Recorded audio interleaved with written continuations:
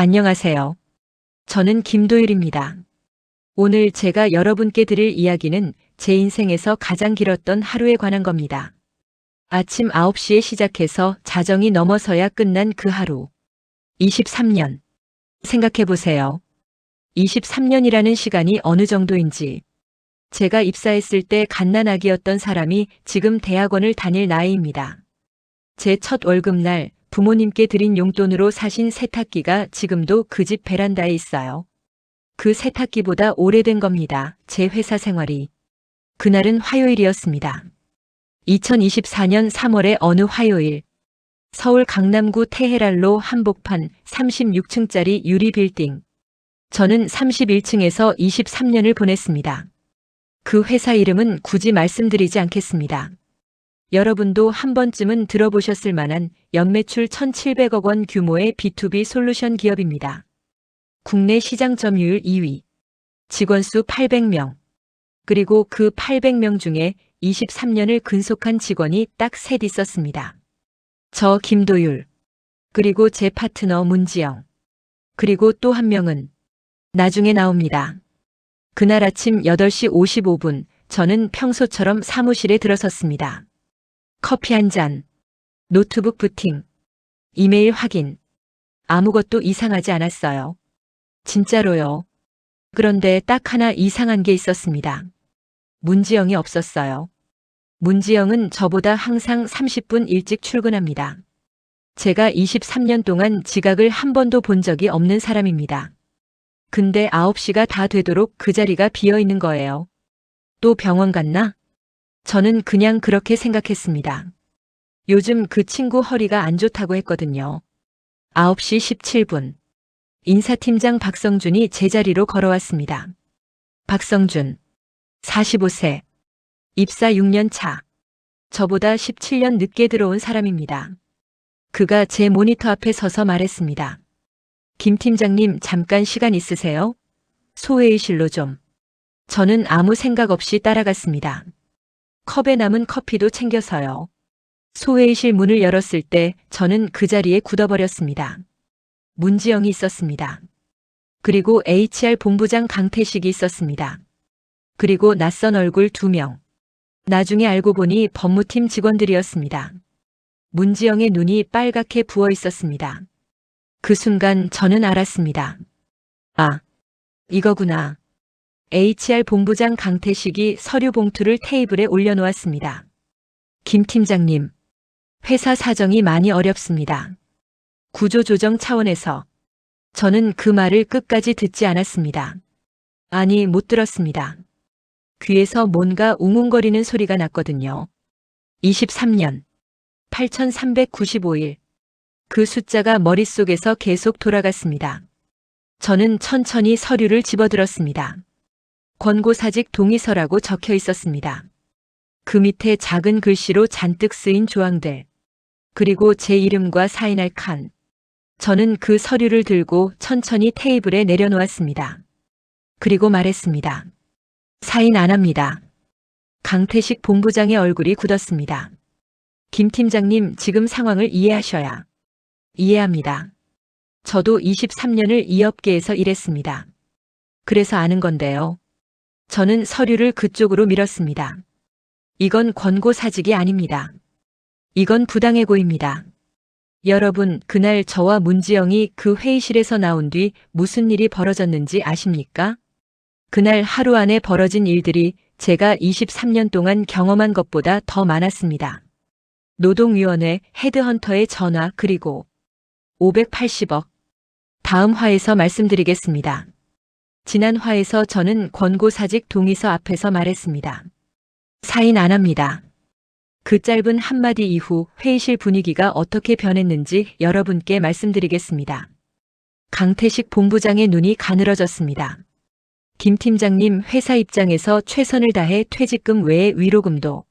얼마나요? 제가 끊었습니다. 잠깐 침묵이 흘렀습니다. 3개월치 급여 수준으로. 됐습니다. 저는 자리에서 일어났습니다. 그리고 옆에 앉아 벌벌 떨고 있는 문지영의 팔을 잡았습니다. 문 팀장님 가죠. 복도로 나오자마자 문지영이 제 팔을 잡고 속삭였습니다. 도율아, 나 떨려. 이거 어떻게 하는 거야? 나 어떡해? 저는 엘리베이터 버튼을 눌렀습니다. 지영아, 너 오늘 아침에 뭐 먹었어? 뭐? 밥은 먹었냐고. 토스트. 그럼 됐어. 나 따라와. 저는 그날 오전 23년 만에 처음으로 회사를 무단으로 빠져나왔습니다. 빌딩 1층 카페에 앉아서 저는 스마트폰을 꺼냈습니다. 그리고 제가 그동안 몰래 저장해 두었던 번호를 눌렀습니다. 사실 말이죠. 저는 그날 아침 이미 알고 있었습니다. 아니, 정확히는 3일 전부터 알고 있었습니다. 3일 전 저는 이상한 걸 발견했습니다. 사내 인트라넷에서 우리 팀의 프로젝트 파일 접근 권한이 갑자기 제한됐습니다. 처음엔 시스템 오류라고 생각했어요. 그런데 IT팀에 문의하니까 본부장님 지시로 일시적으로 조정됐다는 겁니다. 제 23년 경력에서 이게 무슨 신호인지는 너무 명확했습니다. 그래서 저는 그날 밤 제가 기억해야 할 것들을 정리했습니다.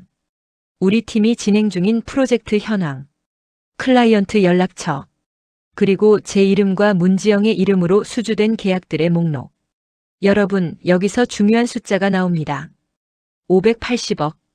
저와 문지영이 이 회사에서 관리하고 있는 장기 클라이언트들의 연간 계약 규모가 580억 원이었습니다. 회사 전체 매출 1,700억 중에서 580억이 저희 두 사람 손에 있었던 겁니다. 34%입니다. 근데 이 회사는 그 두 사람을 하루아침에 잘라내려 했습니다. 왜냐고요? 새로 부임한 대표이사 때문이었습니다. 신임 대표이사 등장 설명. 6개월 전 이 회사에 새 대표이사가 왔습니다. 외부 영입이었습니다. 이름은 최종한. 전 컨설팅 펌 출신. 나이 48세. 최종한 대표는 취임 첫날부터 인적 쇄신을 이야기했습니다. 고연차 직원들의 인건비가 과도하다고 했습니다. 창의적 조직 문화를 위해 세대 교체가 필요하다고 했습니다. 23년 근속자는 그의 눈에 비용으로 보였겠지요. 그런데 그가 몰랐던 게 있습니다. 23년 근속자는 그냥 23년을 버틴 사람이 아닙니다. 23년 동안 쌓인 관계가 있는 사람입니다. 카페에서 저는 전화를 걸었습니다. 5통을 연속으로. 그 5통은 우리 팀의 핵심 클라이언트 담당자들이었습니다. 첫 번째 전화. A사 구매팀장 이현석. 이현석 팀장님 도율입니다. 드릴 말씀이 있어서요. 오늘 저녁 시간 되세요? 짧은 침묵. 도율 씨 무슨 일 있어요? 목소리가. 네, 좀 있었습니다. 오늘 저녁에 뵙고 말씀드릴게요. 전화를 끊고 나자 문지영이 저를 빤히 쳐다봤습니다. 도율아, 너 지금 뭐 하는 거야? 생각하고 있어. 뭘? 저는 커피 한 모금을 마셨습니다. 우리가 나가면 저 580억이 어디로 갈 것 같아? 문지영이 천천히 눈을 깜빡였습니다. 그리고 조용히 말했습니다. 증발하겠지. 그래. 저는 고개를 끄덕였습니다. 그걸 증발시킬 건지 아니면 다른 데로 옮길 건지. 그게 지금 우리한테 달려 있어. 그날 오후 1시 저는 태어나서 처음으로 노동위원회 홈페이지에 접속했습니다. 그리고 오후 3시 제 스마트폰에 모르는 번호로 전화가 한 통 왔습니다. 안녕하세요, 김도율 팀장님. 저 헤드헌터 정유진이라고 합니다. 혹시 지금 통화 가능하세요? 그 전화가 모든 것을 바꾸는 시작이었습니다. 노동위원회. 이 단어를 들어보셨나요? 대부분의 직장인들은 이 단어가 어디선가 들어본 것 같긴 한데 나랑은 상관없는 얘기라고 생각합니다. 저도 그랬습니다. 23년 동안. 그런데 그날 오후 저는 처음으로 노동위원회가 정확히 어떤 곳인지 공부하기 시작했습니다. 부당해고란 무엇인가? 근로기준법 제23조는 이렇게 말합니다. 사용자는 근로자에게 정당한 이유 없이 해고를 하지 못한다. 권고사직이라는 이름을 붙인다고 해서 달라지지 않습니다. 사용자 측의 강압이나 불이익을 암시하며 사직을 유도했다면 그건 법적으로 해고입니다. 저는 그날 회의실에서 무슨 말을 들었나요? 구조조정 차원에서 불가피하게. 회사가 어렵습니다. 동의해 주시면 위로금을. 어디에도 제 동의를 자유롭게 선택할 수 있다는 전제가 없었습니다. 사인하지 않으면 어떻게 되는지도 말해주지 않았습니다. 이것이 바로 제가 부당해고라고 판단한 근거입니다. 저는 카페에서 메모장을 꺼냈습니다. 그리고 그날 오전 회의실에서 있었던 일을 처음부터 끝까지 적었습니다. 시간, 장소, 발언자, 발언 내용. 최대한 구체적으로. 문지영도 제 옆에서 자기 버전으로 적기 시작했습니다.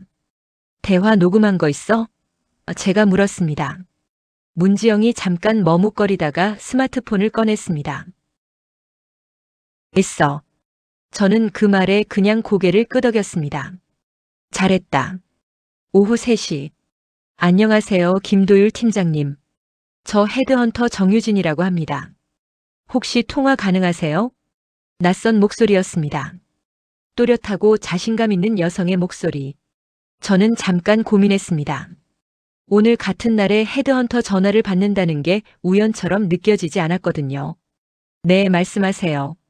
저는 현재 국내 IT 솔루션 기업 M사에서 임원급 영업 총괄 포지션을 서치하고 있습니다.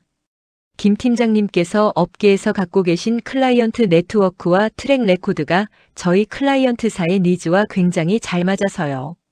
저는 짧게 웃었습니다. 정유진 이사님, 솔직하게 여쭤봐도 될까요? 물론입니다.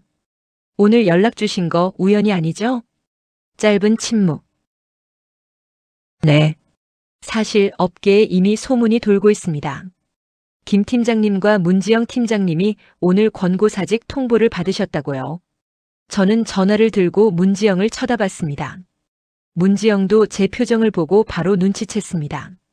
입술로 뭐야? 하는 표정. 저는 손가락으로 잠깐을 표시했습니다. 정유진 이사님, 한 가지 더 여쭤보겠습니다. M사가 저희한테 구체적으로 원하는 게 뭔가요? 네. 사실 단도직입적으로 말씀드리면 저희 클라이언트사는 지금 국내 대형 제조사들 대상으로 신규 계약을 공격적으로 확대하려는 시점입니다. 김 팀장님의 네트워크가 클라이언트가 따라온다는 전제로 보시는 건가요? 이번엔 침묵이 더 길었습니다. 그런 기대는 있습니다. 다만 그 부분은 법적으로나 윤리적으로 무리하게 요청드리기 어렵고. 알겠습니다. 그럼 미팅은 가능합니다. 언제 보는 게 좋을까요? 전화를 끊고 나서 문지영이 처음으로 웃었습니다. 도율아, 너 무서운 거 알아? 뭐가? 오늘 권고사직 당한 날인데 지금 뭔가 역공을 짜고 있잖아. 저는 아무 말도 안 했습니다. 그냥 2번째 커피를 주문했습니다. 저녁 약속 클라이언트들. 그날 저녁 7시 저는 A사 이현석 팀장을 만났습니다. 강남의 한 이자카야. 우리가 계약 성사 때마다 자주 가던 곳. 이현석 팀장은 저를 보자마자 말했습니다. 도율 씨, 회사에서 무슨 일 있었어요? 오늘 우리 쪽 담당자들 사이에 이상한 소문이 도는데. 저는 소주잔을 채우며 말했습니다. 네. 오늘 권고사직 통보받았습니다. 이현석 팀장의 손이 멈췄습니다. 진심이에요? 네. 그럼 우리 계약은? 저는 잔을 들었습니다. 그 얘기 하러 왔습니다. 그날 밤 이현석 팀장과 저는 2시간 동안 이야기를 나눴습니다. 그 대화의 결론이 무엇인지는 다음 화에서 말씀드리겠습니다. 힌트를 드리자면 이렇습니다. 다음 날 오전 제가 다니던 회사의 주가가 약간 흔들렸습니다. 580억이 움직인다는 게 어떤 의미인지 실감이 되시나요? 돈이 이동한다는 게 아닙니다. 관계가 이동하는 겁니다. 신뢰가 이동하는 겁니다. 그리고 그 신뢰는 23년 동안 쌓인 것이었습니다. 전날 밤 대화 회상. 이현석 팀장은 잔을 내려놓으며 말했습니다. 도율 씨, 솔직히 말할게요. 우리 회사가 적이랑 계약 유지하는 이유 절반 이상이 도율 씨 때문이에요. 저는 겸손하게 부정하려 했습니다. 과한 말씀이십니다. 회사 솔루션 자체가. 아니에요. 이현석 팀장이 단호하게 끊었습니다. 솔루션은 사실 요즘 경쟁사 것도 비슷비슷해요. 차이는 누가 관리해 주느냐예요. 우리가 문제 생길 때마다 자다가도 전화 받아준 사람이 도율 씨잖아요. 명절에도 콜 받은 거 내가 알아요. 저는 아무 말도 못했습니다. 근데 그 도율 씨가 없는 회사랑 우리가 왜 계약을 유지해야 합니까? 여기서 제가 잠깐 설명을 드려야겠습니다. B2B 계약, 특히 IT 솔루션 계약은 단순히 서비스를 사고 파는 관계가 아닙니다. 구축 계약이 있고 유지보수 계약이 있고 운영 지원 계약이 있습니다. 이것들이 복합적으로 묶여 있고 갱신은 보통 1년 단위로 이루어집니다. 저와 문지영이 관리하는 580억은 이미 체결된 계약이 아닙니다. 정확히는 이번 상반기 안에 갱신되어야 하는 계약들이었습니다. 즉, 아직 사인이 안 된 계약들. 회사는 우리를 내보내면서 이 계약들이 자동으로 유지될 거라 생각했겠지요. 그런데 다음 날 오전 10시 저는 회의실에 다시 불려갔습니다. 이번엔 강태식 본부장이 아니라 최종환 대표이사가 직접 나왔습니다. 그의 표정이 전날과 달랐습니다. 김 팀장, 어제 A사 이현석 팀장이 우리 영업팀에 연락했습니다. 계약 갱신을 보류하겠다고요. 저는 말없이 앉아 있었습니다. 혹시 이 팀장이 뭔가 김 팀장한테 연락이 왔습니까? 저는 눈을 직접 마주쳤습니다. 대표님, 저는 어제 개인적인 지인을 만난 겁니다. 업무상 기밀을 유출하거나 클라이언트를 유도한 사실이 없습니다. 최종환 대표의 얼굴에 당혹감이 스쳤습니다. 그가 전혀 예상하지 못한 상황이었습니다. 김 팀장, 어제 일은 좀 성급하게 진행된 측면이 있어요. 사실 구조조정 대상이 확정된 건 아니고, 저는 그 말을 들으면서 내심 쓴웃음이 나왔습니다. 하루 만에, 불과 하루 만에 말이 바뀌고 있었습니다. 대표님, 죄송하지만 어제 저와 문지영 팀장에게 전달된 내용은 명확했습니다. 권고사직이었고 저희는 이미 법적 검토를 시작했습니다. 최종환 대표의 눈이 가늘어졌습니다. 법적 검토? 네. 노동위원회에 부당해고 구제 신청을 준비 중입니다. 회의실에 침묵이 흘렀습니다. 창밖으로 테헤란로의 차들이 흐르고 있었습니다. 저는 그 침묵이 좋았습니다. 23년 동안 이 회사에서 회의실에 앉아 있을 때 침묵은 항상 제가 부담해야 하는 것이었습니다. 어색한 침묵을 깨는 것도 저였고 분위기를 수습하는 것도 저였습니다. 근데 그날은 달랐습니다. 그 침묵을 부담하는 건 저 맞은편에 앉은 사람들이었습니다. 한편 그 시간 문지영은 다른 곳에 있었습니다. 그녀는 비사 담당자와 조용히 점심 약속을 잡고 있었습니다. 문지영은 저처럼 공격적인 스타일이 아닙니다. 그녀는 조용하고 섬세합니다. 클라이언트들이 그녀를 좋아하는 이유는 그녀가 절대 먼저 무언가를 요구하지 않기 때문입니다. 그냥 늘 거기 있어줍니다. 그 점심자리에서 비사 담당자가 먼저 물어봤습니다. 지영 씨, 저 들었어요. 사실이에요? 문지영은 고개를 끄덕였습니다. 그럼 어떻게 되는 거예요, 우리 계약은? 문지영이 조용히 웃으며 말했습니다. 아직 모르겠어요. 저도 지금 선택을 하는 중이라서요. 그날 오후까지 A사와 B사의 계약 갱신 보류 통보가 이어졌습니다. 총 보류 계약 규모 추정 240억. 회사 내부에서 뭔가가 바빠지기 시작했다는 걸 저는 그날 저녁 전화 한 통으로 알게 됐습니다. 제 사수였던 선배 김상철 전무가 전화를 했습니다. 도율아, 위에서 난리 났어. 내 얘기 계속 나와. 이사회까지 올라갔다는 얘기가 있어. 저는 잠깐 멍했습니다. 이사회요? 근데 도율아, 나 솔직히 묻는다. 너 이거 진짜 싸울 거야? 저는 창밖을 보며 대답했습니다. 형, 저 23년 동안 한 번도 안 싸웠어요. 이번엔 한번 해보려고요.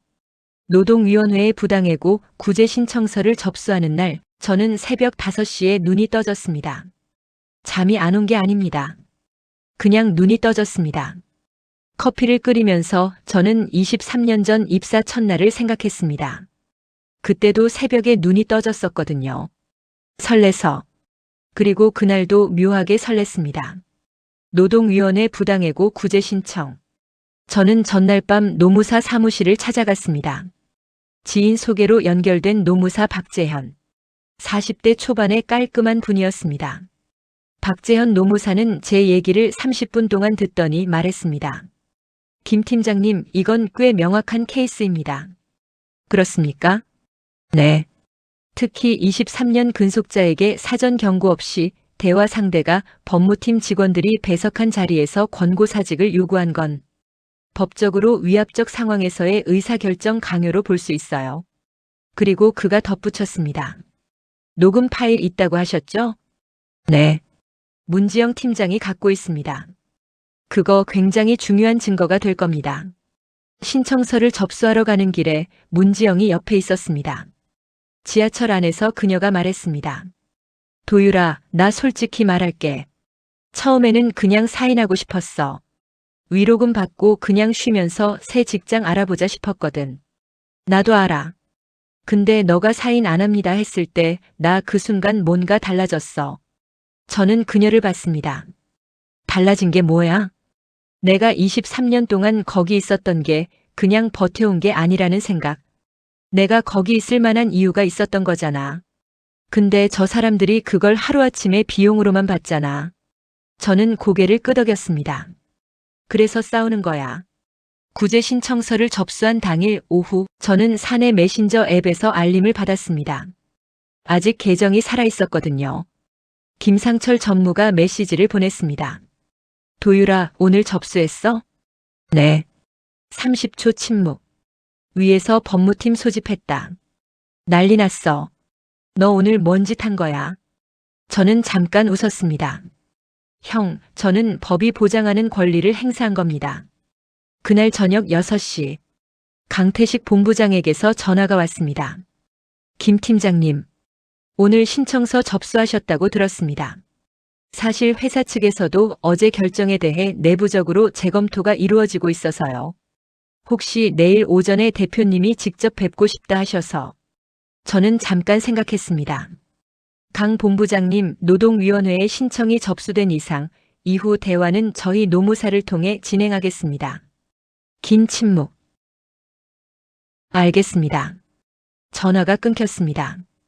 그날 밤 헤드헌터 정유진에게서 다시 전화가 왔습니다. 김 팀장님, 오늘 노동위원회 소식 들었어요. 이미 업계에 다 알려졌습니다. 저는 피곤했지만 전화를 받았습니다. 빠르네요. B2B 업계가 좁잖아요. 근데 김 팀장님, 솔직히 여쭤볼게요. 지금 M사 얘기 진지하게 검토하실 의향이 있으세요? 조건이 어떻습니까? 정유진 이사가 말한 조건은 제가 기대했던 것보다 훨씬 구체적이었습니다. 직급 영업총괄 상무, 연봉 현재 대비 40% 상향, 그리고 추가 조건 하나. 문지영 팀장님도 함께 오실 수 있다면 M사 측에서 동반 패키지로 제안 드릴 수 있습니다. 저는 그 말에 뭔가 뜨거운 게 올라왔습니다. 잠깐만요. 다시 전화 드릴게요. 저는 바로 문지영에게 전화했습니다. 지영아. 응? M사에서 우리 둘 다 데려가겠대. 전화 너머로 긴 침묵. 그리고 얼마나? 저는 조건을 말해줬습니다. 또 침묵. 도유라. 응. 나 지금 울고 싶어. 울어. 나도 울 것 같아. 그날 밤 저는 처음으로 아내한테 다 털어놨습니다. 아내는 제 말을 다 듣더니 말했습니다. 여보, 23년 동안 고생했어. 이제 제대로 된 데가. 저는 그 말에 정말로 울었습니다. 어른이 되고 나서 그렇게 소리내서 운 건 아버지 돌아가셨을 때 이후 처음이었습니다. 전쟁이라는 건 총소리가 나야 전쟁이 아닙니다. 아무 소리도 안 나는데 뭔가가 계속 움직이는 것. 그게 더 무서운 전쟁입니다. 권고사직 통보 이후 일주일 동안 겉으로는 아무 일도 없었습니다.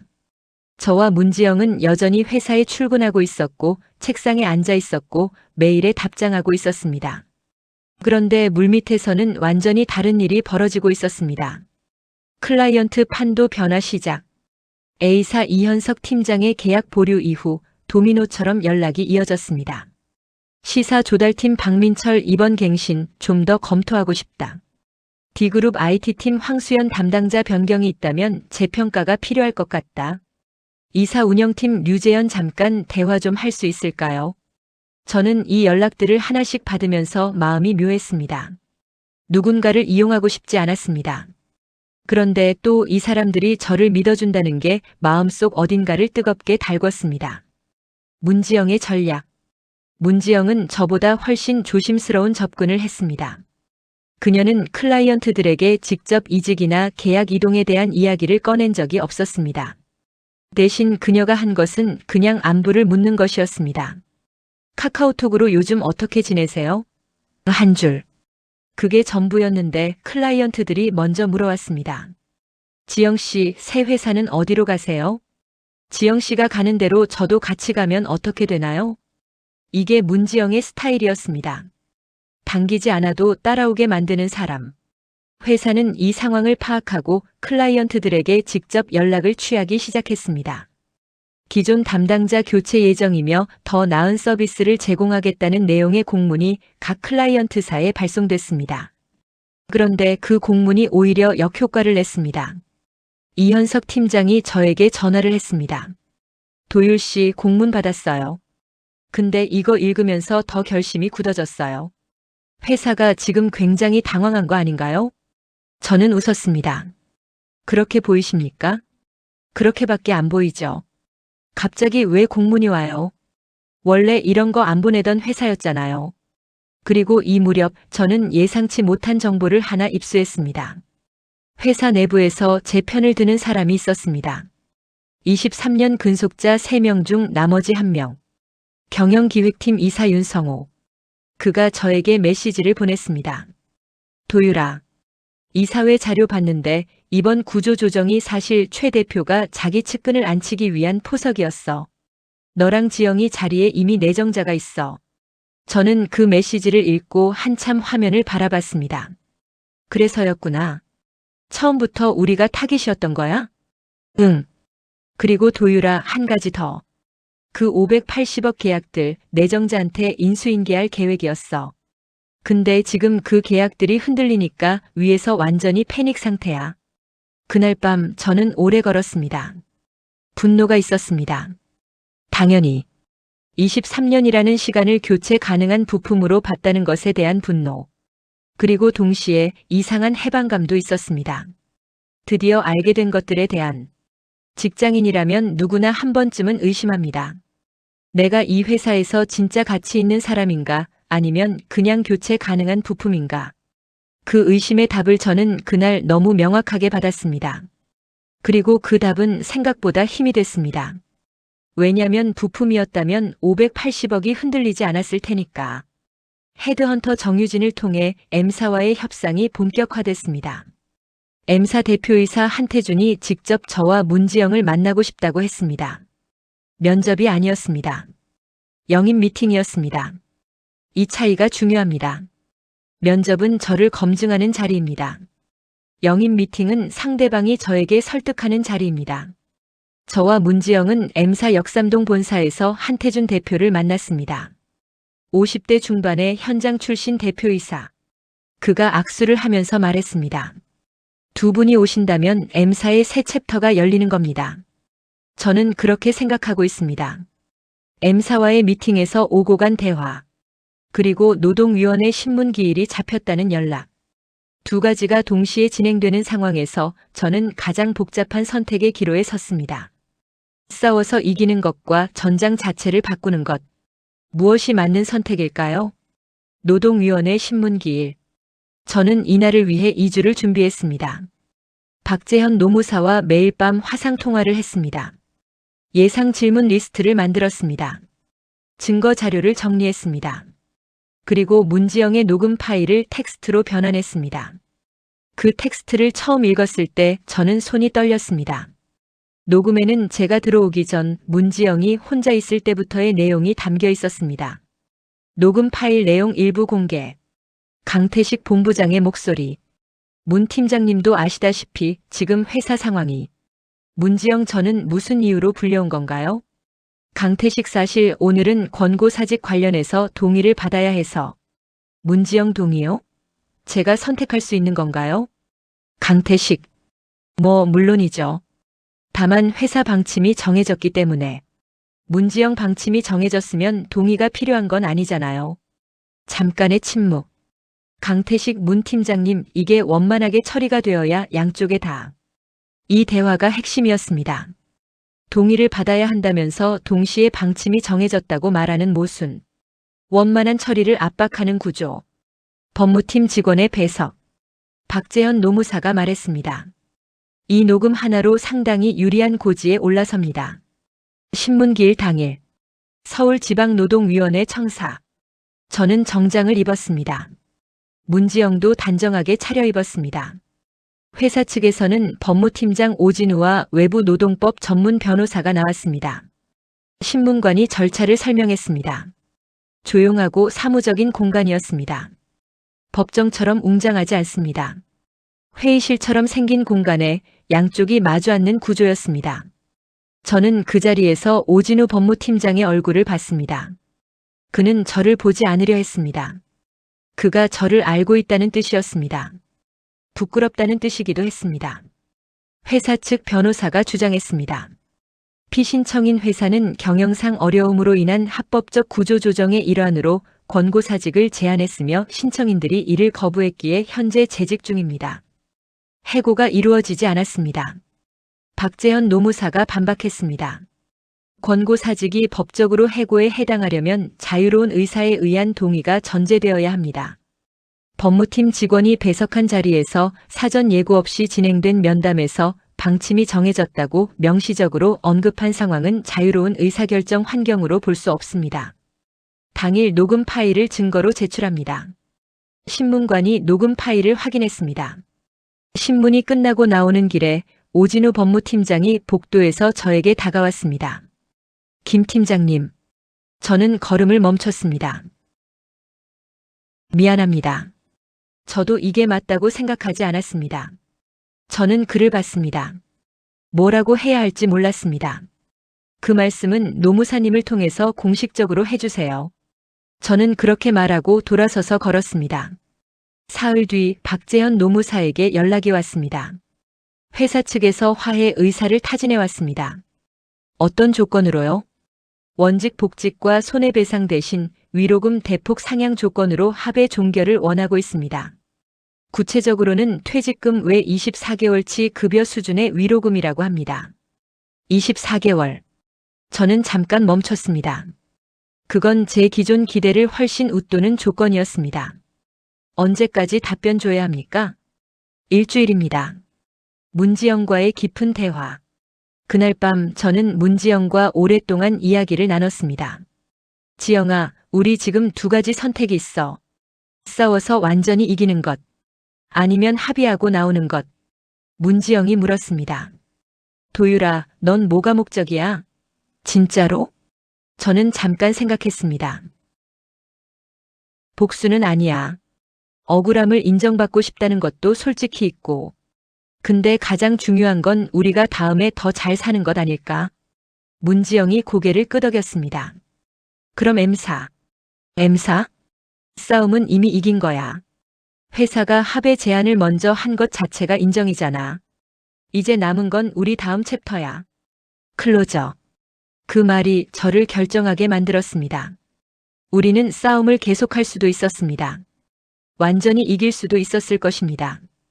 회사에 더 큰 타격을 줄 수도 있었습니다. 그런데 저는 그게 목적이 아니었습니다. 목적은 간단했습니다. 우리가 가치 있다는 것을 알고 그 가치를 알아주는 곳으로 가는 것. 8부 합의서에 사인하다 그리고 다른 서류에도. 오프닝. 합의서에 사인하는 날. 저는 권고사직 동의서를 거부했던 그 회의실과 다른 곳에 있었습니다. 노무사 사무실의 작은 회의실이었습니다. 회사 측 변호사가 합의서를 들고 왔고 저는 박재현 노무사와 함께 그 서류를 검토했습니다. 퇴직금 정산, 24개월 위로금, 상호 비방 금지 조항, 그리고 회사 측의 권고사직 절차상 문제에 대한 유감 표명 문구. 회사 측 변호사가 설명을 이어갔습니다. 박재현 노무사가 조항 하나하나를 짚었습니다. 이 비방 금지 조항의 범위가 너무 포괄적입니다. SNS나 미디어 발언 전체를 제한하는 건 과하고요. 수정 가능합니다. 수정된 문안으로 다시 주세요. 저는 그 대화를 들으면서 23년 동안 제가 갑의 자리에서 대화하던 것들을 떠올렸습니다. 클라이언트와의 계약 조항 협의, 조달팀과의 단가 협상. 저는 항상 회사를 대표해서 그 자리에 있었습니다. 그런데 지금은 처음으로 저 자신을 위해 협상하고 있었습니다. 생각보다 떨렸습니다. 수정된 합의서가 왔습니다.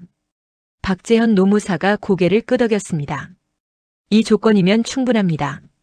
저는 볼펜을 들었습니다. 그리고 사인을 했습니다. 권고사직 동의서에는 사인하지 않았습니다. 부당해고 구제 신청 합의서에 사인했습니다.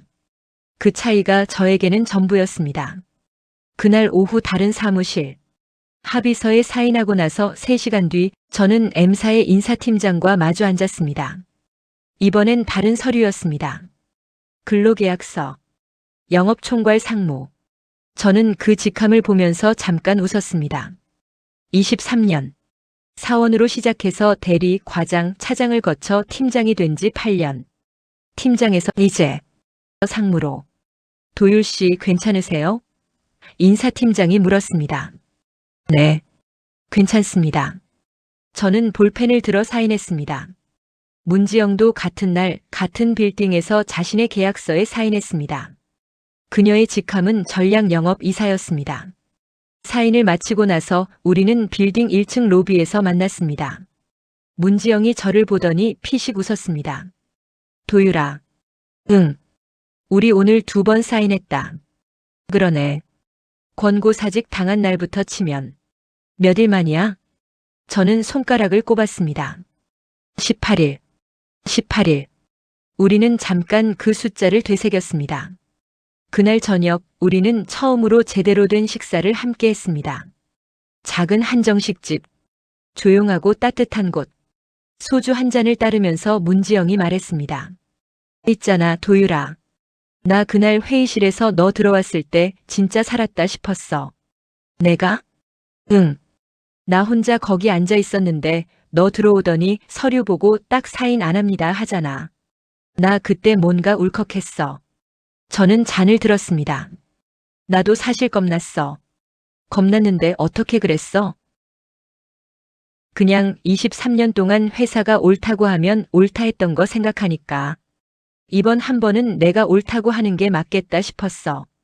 문지영이 고개를 끄덕이며 잔을 들었습니다. 건배. 건배. 그 뒤로 알게 된 이야기들이 있습니다. 우리가 나온 뒤 회사의 클라이언트 이탈이 예상보다 크게 진행됐습니다. A사, B사, C사가 결국 계약을 갱신하지 않았습니다. 3곳의 연간 계약 규모만 해도 210억 수준이었습니다. 최종환 대표는 취임 후 8개월 만에 조용히 물러났습니다. 저를 담당했던 자리에 앉혔던 내정자는 6개월을 버티다 퇴사했습니다. 그리고 윤성호 이사가 저에게 조용히 메시지를 보냈습니다. 도율아, 잘 됐지? 위에서 후회한대. 저는 그 메시지에 짧게 답했습니다. 성호 형도 건강하게 지내세요. 세상이 나를 내쫓는다고 생각될 때 그건 세상이 나를 밀어내는 게 아닐 수 있습니다. 더 넓은 곳으로 밀어주는 것일 수도 있습니다. M사 첫 출근 날 아침. 저는 알람보다 1시간 일찍 눈이 떴습니다.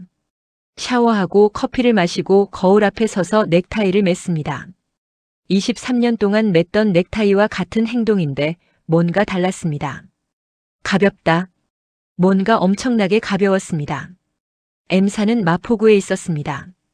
제가 23년을 다녔던 강남 테헤란로와는 완전히 다른 분위기. 빌딩이 좀 더 작았습니다. 층수도 낮았습니다. 근데 안에 들어갔을 때 뭔가 생기 있었습니다.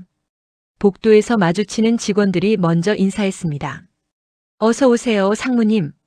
저는 그 호칭에 아직도 적응이 안 됐습니다. 한태준 대표가 직접 제 자리를 안내해 줬습니다. 김 상무님, 제가 기대하는 게 있어요. 말씀해 주시죠. 기존 영업 방식을 바꿔주셨으면 합니다. 저희 M사가 기술력은 있는데 클라이언트들과의 장기 관계 구축에서 약합니다. 그게 저희 한계였어요. 김 상무님이 그 부분을 채워주실 거라 믿습니다. 저는 고개를 끄덕였습니다. 한 가지 여쭤봐도 될까요? 물론입니다. M사가 지금 가장 크게 치고 싶은 시장이 어딥니까? 한태준 대표가 웃었습니다. 중견 제조사 그룹입니다. 거기가 아직 블루오션이에요. 저는 머릿속에서 빠르게 이름들이 스쳐갔습니다. 한 가지 말씀드려도 될까요? 해보세요.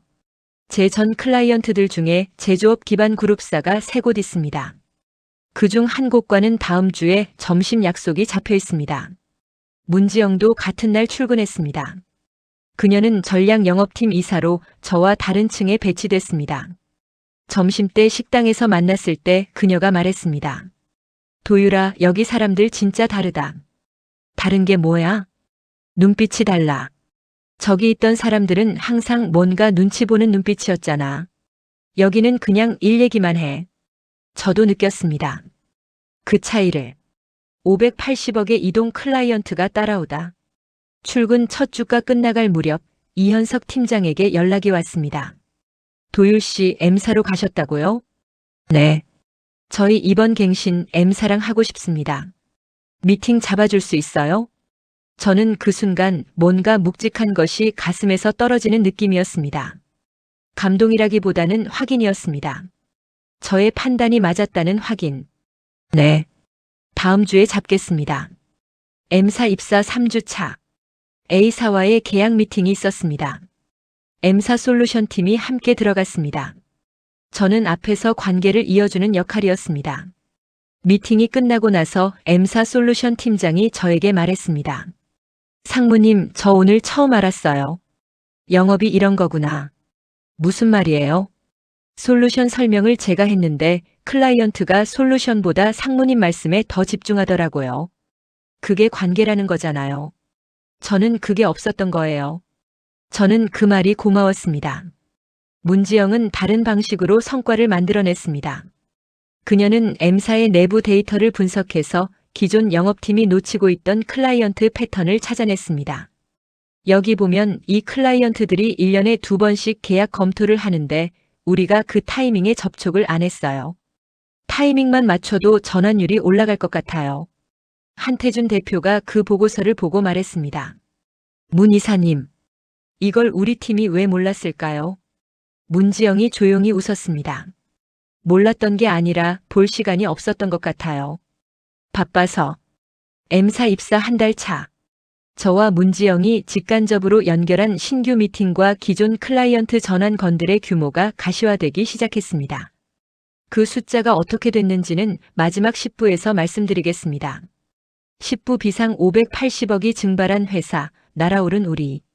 마지막 이야기입니다. 저는 이 이야기를 어떻게 끝맺어야 할지 오래 고민했습니다. 통쾌하게 끝내고 싶었습니다. 드라마틱하게 역전하는 장면을 보여드리고 싶었습니다. 그런데 현실은 드라마보다 조금 더 조용합니다. 그리고 조용하기 때문에 더 오래 갑니다. M사에 입사한 지 90일이 됐을 때 저는 처음으로 분기 성과 보고를 했습니다. 자료를 펼치면서 저는 잠깐 숨을 골랐습니다. 신규 클라이언트 미팅 성사 17건, 전환 계약 성사 6건, 전환 계약 규모 약 82억, 파이프라인 진행 중 약 140억. 한태준 대표가 보고서를 훑어보더니 말했습니다. 김 상무님, 우리 회사가 작년 한 해 동안 신규 계약 성사시킨 게 전체 다 합쳐서 55억이에요. 저는 그 말의 무게를 알았습니다. 열심히 하겠습니다. 아니, 이미 충분히 잘하고 계세요. 제가 드리고 싶은 말은 그가 잠깐 멈췄습니다. 고맙다는 말입니다. 문지영의 성과. 문지영의 데이터 기반 타이밍 영업 전략은 M사 영업팀 전체에 적용됐습니다. 그녀가 만든 갱신 타이밍 알림 시스템은 단순하지만 강력했습니다. 클라이언트사의 회계 연도와 예산 결정 시기를 데이터화해서 그 타이밍에 맞춰 선제적으로 접촉하는 방식이었습니다. 이 시스템을 도입한 뒤 M사의 기존 클라이언트 갱신율이 68%에서 84%로 올랐습니다.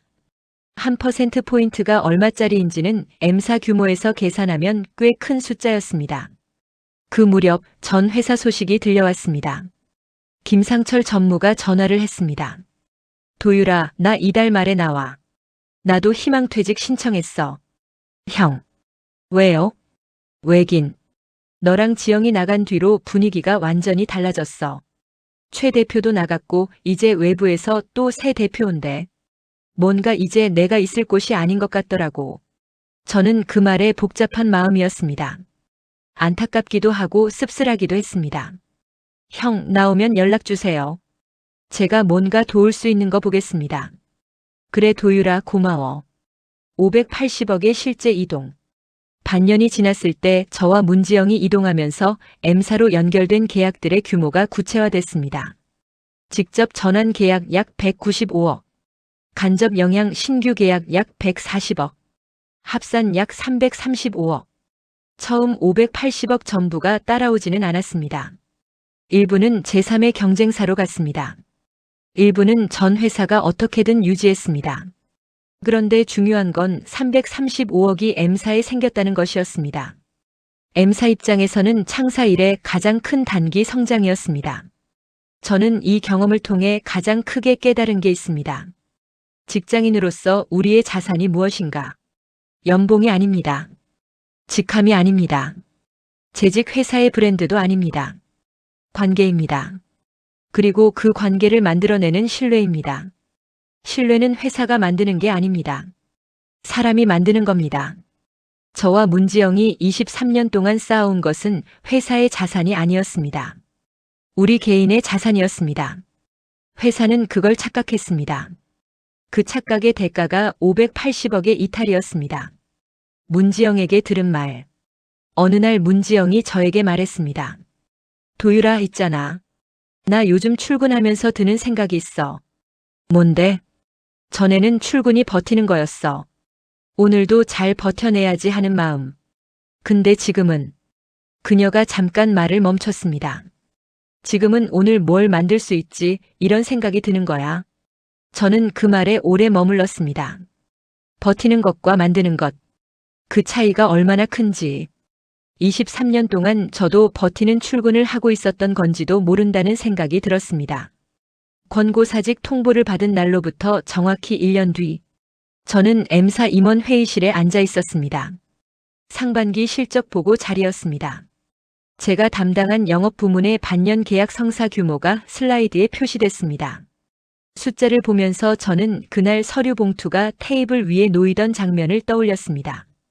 그 권고사직 동의서. 제가 사인하지 않았던 그 종이. 그 종이에 사인했더라면 어떻게 됐을까? 3개월 위로금을 받고 조용히 나왔겠죠. 그리고 아마 한동안 쉬면서 자신감을 잃었을 겁니다. 23년 동안 다닌 회사에서 잘린 사람으로 스스로를 정의했을 것입니다. 마무리 시청자에게 직접. 여러분, 저는 이 이야기를 왜 하는 걸까요? 대단한 성공 스토리를 자랑하고 싶어서가 아닙니다. 직장인이라면 누구나 한 번쯤 경험하는 그 순간에 대해 말하고 싶었습니다. 회사가 나를 비용으로 볼 수 있다는 것. 그리고 그 순간 내가 스스로를 가치로 볼 수 있느냐 없느냐가 모든 것을 결정한다는 것. 저는 운이 좋았습니다. 23년의 시간이 있었고 문지영이라는 파트너가 있었고 그 관계들이 있었습니다. 하지만 가장 결정적인 것은 하나였습니다. 회의실에서 그 서류를 앞에 두고 사인 안 합니다라고 말할 수 있었던 것. 그게 전부였습니다. 문지영의 마지막 한마디. 얼마 전 문지영이 저에게 카톡을 보냈습니다. 도유라 있잖아. 우리 그때 권고사직 당한 거 지금 생각해보면 있잖아. 응? 진짜 다행이다. 저는 그 메시지를 보고 한참 웃었습니다. 그리고 답장을 보냈습니다. 나도. 전 회사의 연매출 1,700억은 그 뒤로 조용히 줄기 시작했습니다. M사의 매출은 조용히 늘고 있습니다. 580억이 증발한 회사. 그리고 우리가 날아오른 곳. 숫자가 말해주는 이야기가 있습니다. 신뢰는 회사 로고에 붙어 있지 않습니다. 사람에게 붙어 있습니다. 여기까지 10부에 걸친 이야기를 들어주셔서 감사합니다. 저 김도율 그리고 문지영의 이야기. 부당해고에 맞서고 노동위원회를 두드리고 새 회사에서 날개를 펼친 이야기. 이 채널에서 앞으로도 직장인이라면 한 번쯤 마주하는 현실에 대한 이야기를 계속하겠습니다. 구독과 알림 설정 부탁드립니다. 그리고 여러분의 이야기도 댓글로 들려주세요. 감사합니다.